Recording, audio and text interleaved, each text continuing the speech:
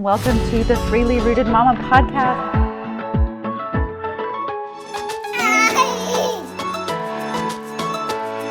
Where I am their mother, I make the choice. Hey mamas, we are back for another episode, and today I'm talking about emotionally preparing for pregnancy. So I did one on financially planning for pregnancy. This was a question that I got of, what are all the things that you need to think about when you start to think about having a family? And maybe this is not even your first child, maybe this is your second or your third, but today I want to touch on the emotional mental piece of planning for having a baby. I'll just kind of start this episode off by Justin and I had decided to wait till a little bit later in life to have kids. I was 30? Gosh, I think 30 when I had Isaac, and Justin was 35. I will be 32 this year when I have Isla, and Justin is 37. So we waited a little bit later in life just due to circumstances. Both of us had young parents. I especially had young parents. My parents had me when they were 17, 18 years old. There's so many pros to that as well. So this isn't a, what age should you have children? With that also comes struggle usually because you're not financially set. You're just new into the workplace. You're trying to get to know yourself. So I knew growing up that I really wanted to wait until I had a little bit more life experience before I had children. Same with Justin. He really wanted to be financially secure and set to give his kids the best in the world. So we both kind of knew that we were going to wait a little bit later to life in our life to have children. And then we were together for 6 years before we decided to have children. So the blessing, I say all this to say, the blessing part of us waiting a little bit longer is we've had a lot of time to work on our own shit. And I mean that in all the best ways. And not that if you had children earlier that you have made a mistake or done anything. But what I found is that your 20s are kind of about discovering yourself and who you are as a person and who you want to be. And with that also comes a lot of self-reflection of either patterns that you get yourself in or behaviors that you see, and really starting to unwind, like, why is it that I react that way? Or why is it that I think this way? So I found that the way we did it was really such a blessing because we had so much time to work on those things. So in that 6 years, I really had, and I'll speak for Justin too, but especially for me, I really had a lot of time to work on myself and understanding who I was as a person and why I was the way that I was. And what were some of the traumas or triggers, I hate the word trigger, but what were some of the things of my past that have made me who I am, and maybe that wasn't who I wanted to be. And so not that all, and I say the word trauma, it doesn't have to be, there's traumas, like very intense traumas, and then there's just things that happen that our childhood brain perceives as a trauma or perceives as danger or fear, and it gets encoded into us, and then we react. We still source that memory, even if we can't totally remember it, we still source back to that child when we react or when we behave certain ways. So I know it sounds a little woo-woo, but it's so true. If you look at like Bruce Lipton's work, he really talks about 0 to 7 are such important years developmentally, especially for children, because not only are they finding themselves, but this is when their identity and their subconscious, like all of those things are being stored to who they are.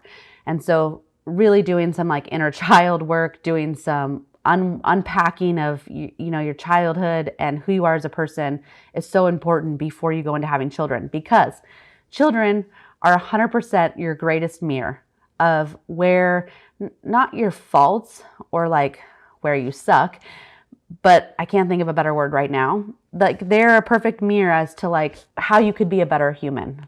And I talked a little bit about that with the frustration episode with Isaac, of how I easily get frustrated and what a mirror that is. And he is being a mirror to me on what I need to work on. So being able to do a big chunk of this mental, emotional work before you have kids really kind of gives you a head start. And again, if you already have kids, it's okay. Like they need to see, this is not a one-time thing. Like, oh, I'm going to work on myself for the first 6 months and then we're going to have kids and I never have to work on myself again.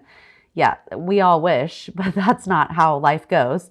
So they need to see you constantly working on yourself. So if you already have kids, it's not too late.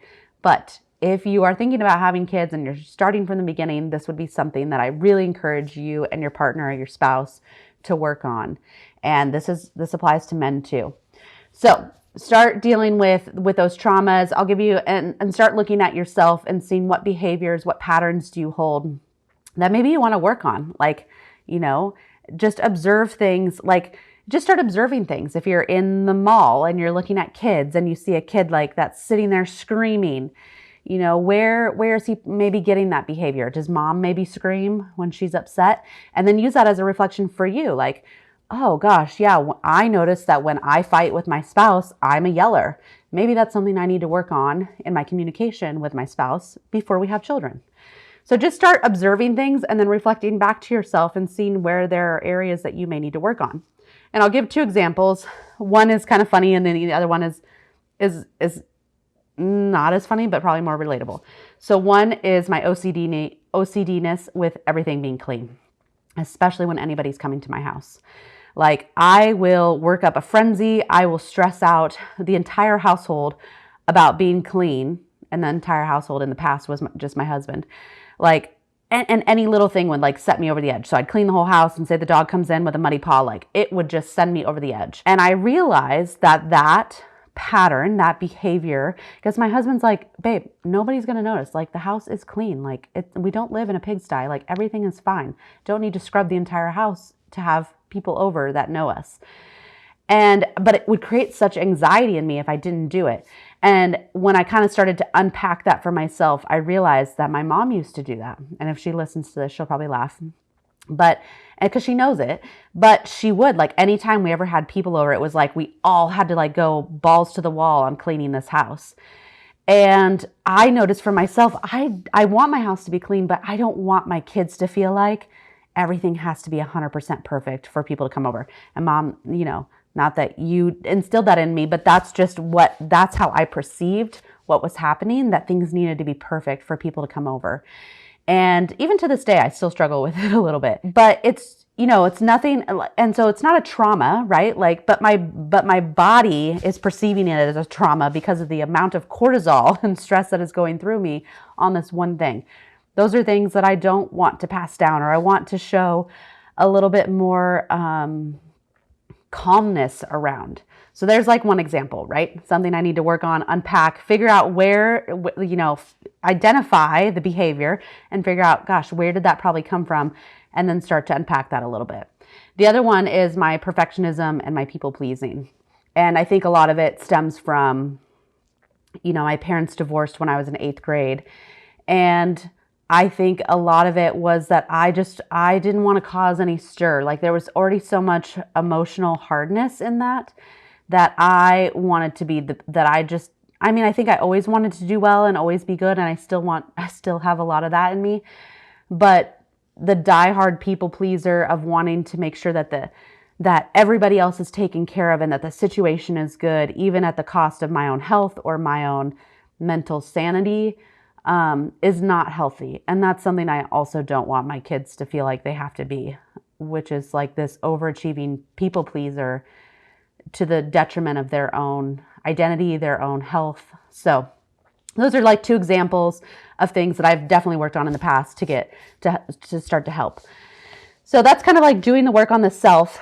And then just knowing that, like, when you go into parenting, a lot of us are going to start parenting from the subconscious, right? So all those old patterns, all those old behaviors, everything that's like been stored from our childhood, we automatically are going to, like, that's why you'll see things of like, God, I just sounded like my mother there, right? Because you're just like automatically, it's autopilot going from the subconscious. So we want to really identify those behaviors and patterns that are created to help us be a better parent to our children, which kind of leads into the family or the partner aspect of this whole situation. So there's you, and you can really only change you, but then there's your partner. And so this was a question that I had separately as well, as like, how do you handle parenting when 2 people come from such different backgrounds, such different childhoods? And I can only speak for myself. I'm not an expert in any means. I'm not a family therapist. I'm not a self-therapist. This has just been my experience for the last while. But I will use Justin and I as an example. We had very different childhood, like 100% opposite. Besides the divorce of my parents, I have so many fond memories, so many good memories of my childhood. My brothers and I were really close. Justin's childhood was a little bit different, and well, a lot different. And so there's blessings that you can take from both. Like my blessing is that I'm very clear on like what I want to recreate for my family that I loved so much. Whereas the blessing from Justin's side is that he's very clear on what he doesn't ever want his kids to have to go through. And so really we started having a lot of conversations as through the years, but definitely while we were starting to think about having a child, as to like, how did we want that to look for our kids? What did we actually really value? What were our fundamental beliefs about creating a family? And that really means too, like having some hard conversations around, maybe things that you notice in each other's families that you're like, gosh, because sometimes it's hard to self-reflect. So sometimes having a reflection for your spouse, but doing it in a safe space where you're not criticizing each other, but you're just noticing like, hey, I noticed that, like for men, like they generally aren't very open to wanting to talk about their feelings. So, for Justin, like I can see where he contains his stress and doesn't want to talk about it. And so an example could be like, hey, hon, like I noticed that like you probably didn't grow up in a family where you guys really talked about your feelings a lot. And I can see where that's hard for you to open up to me, but I want to make sure that our kids always feel like they can open up about their feelings, regardless if they're a man or, boy or girl. And so just having those self-reflections, whereas Justin does the same to me, like he's like, I noticed that you're so stressed all the time about things being perfect, being 100% on time.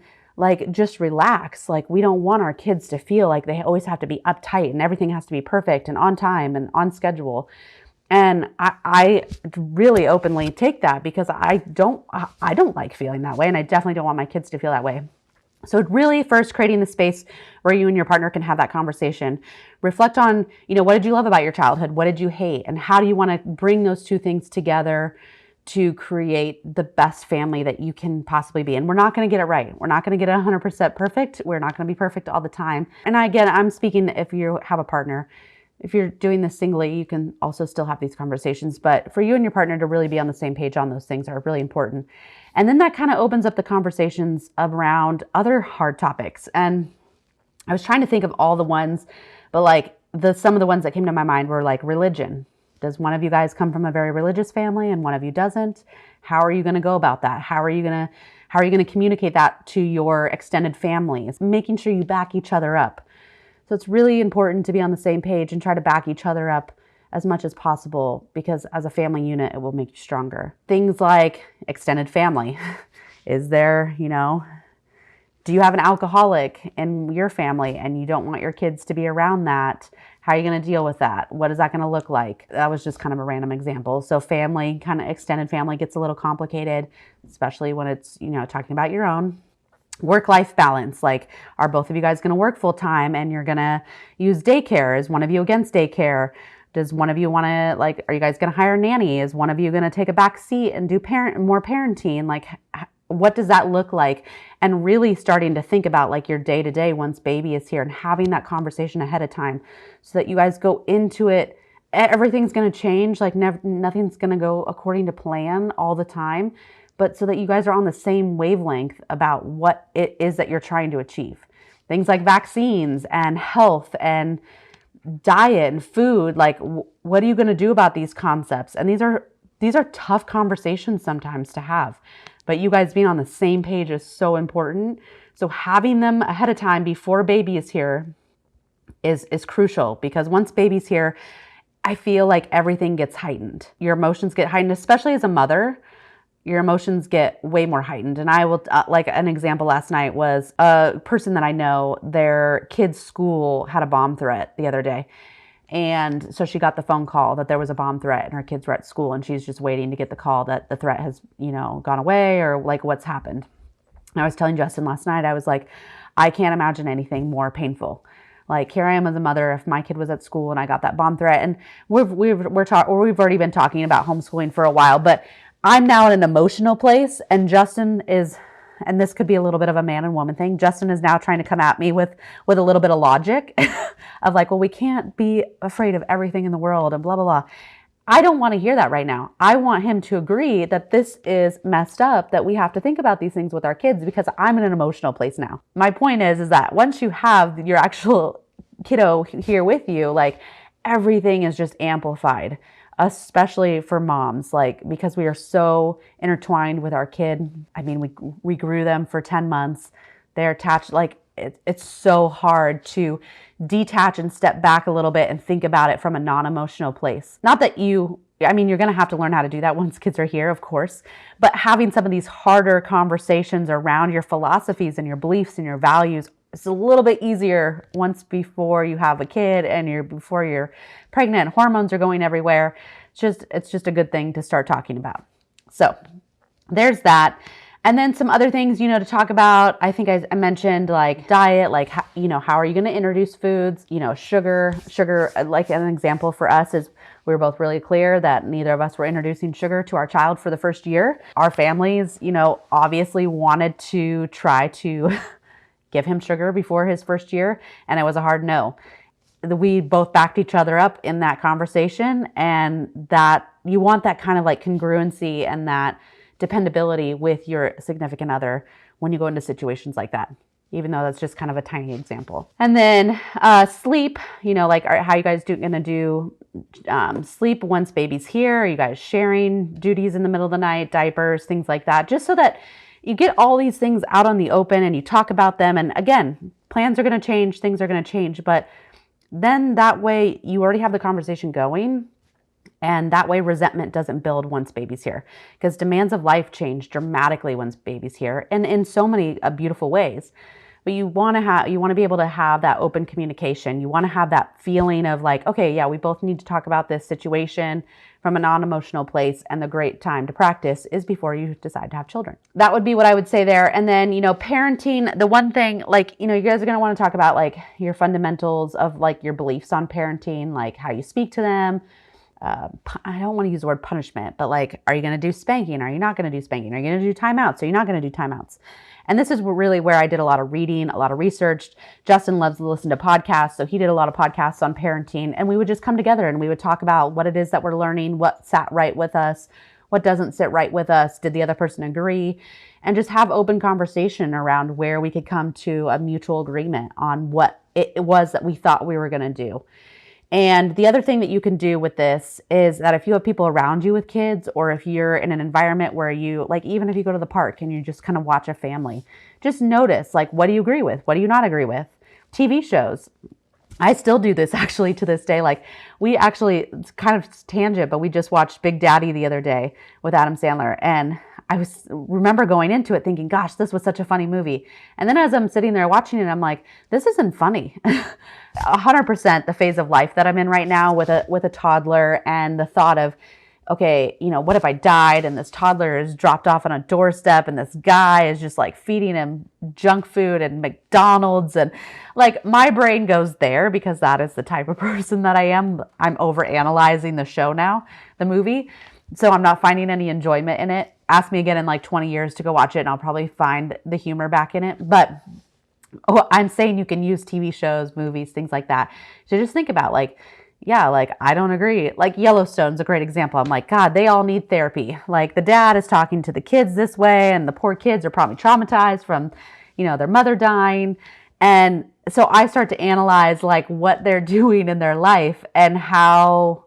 And so it just opens up a conversation of how like we want to do things differently, or how maybe we agree with something that's going on. Just ways to get the conversation going around parenting. But it's really important that you guys start to have this conversation before kiddos get here. And again, if you already have a kiddo, it's never too late to sit down and really hash out some conversations and some feelings around, hey, like this is really what I believe. This is our family values. Write them out. Tell them to your kids. Say them while your baby is growing in you. Like, here's our family values. This is what we believe in. Ben Greenfield has a great book on parenting, and he has like a whole, I'm trying to think of what he called it, and I can't remember, but they write it all out, and they've got it like hanging on their wall in their house. Like, these are the type of things that are really important that I feel like often get skipped over in the excitement of having a baby. So we start planning other things, but these are the conversations that really matter at the end of the day. So, and then at the end of the day, just work on yourself. Like, it's hard to work on yourself. It's really hard to self-reflect on where your flaws and where your shortcomings are. Especially if you're a little bit of a perfectionist like me. It's hard because then I feel like I equate having not always, but sometimes I equate having to do self-reflection as I'm failing. And I have to repattern that I'm not failing. Like, we are all works of progress. We are all always trying to change and be better and do better. And I'm so blessed to have had so long of working on those type of things, but just do it before baby gets here, so that it's kind of already familiar once baby is here, and you still have to have those conversations and continue to have those self-reflections. At least it feels familiar and comfortable, and you can step into it and be like, okay, yeah, I got to work on this. So there's my parenting advice. Again, I'm not an expert in any ways. This is just things that I've noticed over the course of having Isaac, and as we move into having Isla, that I found really helpful. And I hope you find it helpful too.